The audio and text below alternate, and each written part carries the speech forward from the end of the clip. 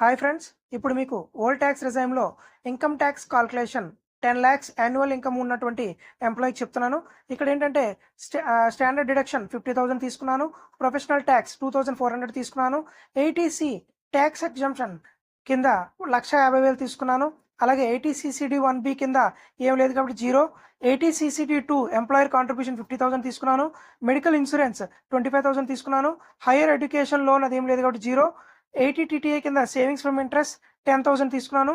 Home loan ఇతనికి ఉంది కాబట్టి 2 lakhs దాకా తీసుకున్నాను.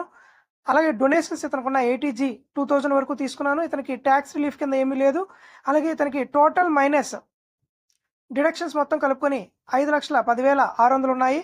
సో మీరు కిందకు వస్తే అది ఎలా కాల్కులేట్ చేస్తామంటే ఎలా డివైడ్ చేసుకున్నాను అంటే 2,50,000 ప్లస్ 2,50,000 ప్లస్ 10,600 కింద నేను డివైడ్ చేశాను.